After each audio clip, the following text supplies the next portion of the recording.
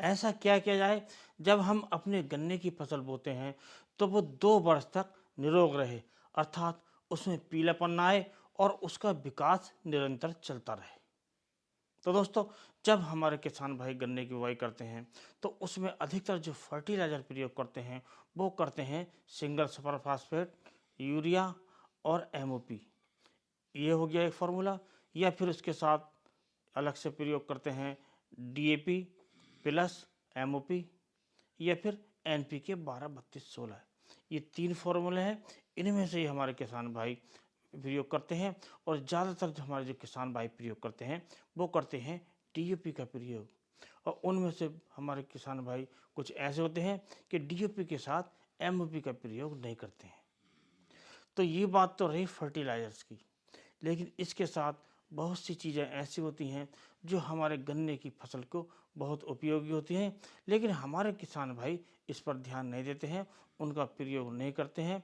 क्योंकि दोस्तों, जब हमारा अगला हरा भरा रहता है तब हमें दिखाई देता है कि हमारे जो गन्ना है पूरी तरह अच्छा विकास कर रहा है और उसमें हल्का पीलापन आता है। या फिर जो इस समय स्थिति चल रही है, इस समय हमारे जो गन्ना है वो पीलापन अगोला है या अगोला बहुत छोटा है, अगोले का विकास नहीं हो रहा है। तो उसके लिए क्या किया जाए? तो दोस्तों, इसके लिए आवश्यकता होती है विभिन्न प्रकार के माइक्रोन्यूट्रिएंट्स की। और विभिन्न प्रकार के माइक्रोन्यूट्रिएंट्स हमारी ज़मीन को आवश्यकता होती है, लेकिन अधिकतर हमारे किसान भाई उनका प्रयोग नहीं कर पाते हैं। क्योंकि दोस्तों, कुछ किसान भाई सल्फर का प्रयोग कर लेते हैं, कुछ जिंक का प्रयोग कर लेते हैं और कुछ गिने चुने किसान भाई मैग्नीशियम का प्रयोग कर लेते हैं। और पूरे माइक्रोन्यूट्रिएंट्स जो गन्ने को आवश्यकता होती है उनके हमारे किसान भाई प्रयोग नहीं कर पाते हैं, जिसके कारण हमारी जो फसल है कुछ दिनों तक हरी भरी रहती है और उसके बाद उसमें पीलापन आ जाता है और उसमें दिखाई देता है कि विभिन्न प्रकार के रोग पनपने लगते हैं। क्योंकि दोस्तों, जब कमजोरी होती है तो उसी में विभिन्न प्रकार के रोग ज़्यादा पनपते हैं।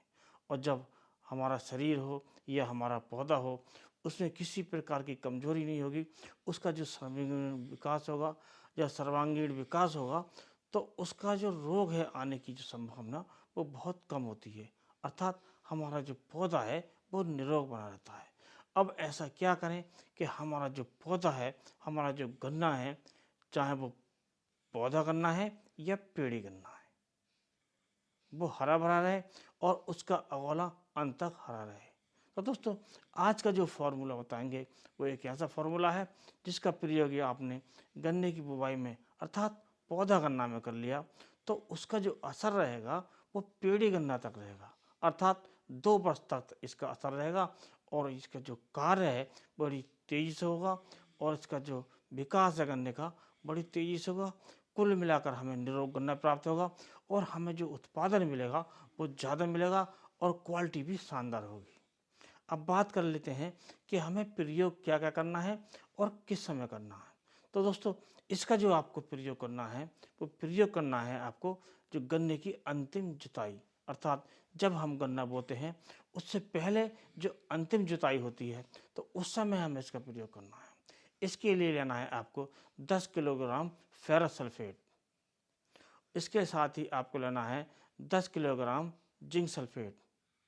और दोस्तों, फिर लेना है 10 किलोग्राम मैग्नीशियम सल्फेट। और दोस्तों, उसके बाद लेना है आपको 5 किलोग्राम कॉपर सल्फेट।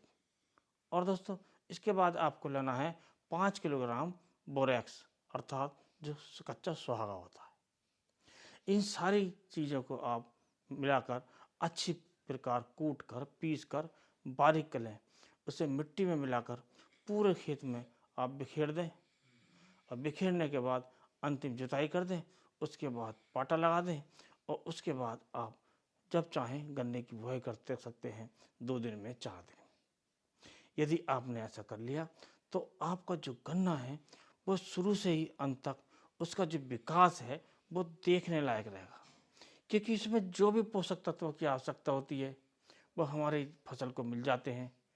चाहे हमारे जो एनपीके है अर्थात नाइट्रोजन फास्फोरस सुपर फास्फेट जैसा होता है, या फिर यूरिया होता है, या फिर आपका पोटास होता है, नाइट्रोजन फास्फोरस और पोटास। ये तो हमारे किसान भाई अधिकतर प्रयोग कर लेते हैं बुआई के समय। और जो ये हमने फॉर्मूला बताया, इनसे जो प्राप्त होता है वो होते हैं विभिन्न प्रकार के माइक्रोन्यूट्रिएंट्स। और ये माइक्रोन्यूट्रिएंट्स आपको लंबे समय तक काम करेंगे, अर्थात 2 साल तक काम करेंगे। यदि आप इनका प्रयोग करते हैं तो आपको जो गन्ना है वो तेज़ी से विकास करता हुआ मिलेगा, लंबे समय तक इसका असर रहेगा, अंत तक अगोला हरा भरा रहेगा। कुल मिलाकर आपको गन्ने का जो विकास है वो तेज़ी के साथ होता मिलेगा। कुल मिलाकर ज़्यादा उत्पादन मिलेगा, ज़्यादा अच्छी क्वालिटी मिलेगी। और दोस्तों फिर आप कह सकते हैं कि ये काफ़ी अच्छा फार्मूला है, एक बार इसे आजमा कर देख लिए। और यदि आपको विश्वास ना हो तो आप यदि 1 एकड़ गन्ना बोते हैं तो आप आधा एकड़ में इस फार्मूले को अपनाइए और फ़र्क साफ नज़र आएगा, वो भी 2 वर्ष तक। तो दोस्तों वीडियो पसंद आया हो तो वीडियो को लाइक कीजिए, दोस्तों में शेयर कीजिए, चैनल को सब्सक्राइब कीजिए। और दोस्तों इसी के साथ इस वीडियो करते हैं साहब, अगले वीडियो में नए टॉपिक के साथ फिर मिलते हैं। तब तक के लिए नमस्कार।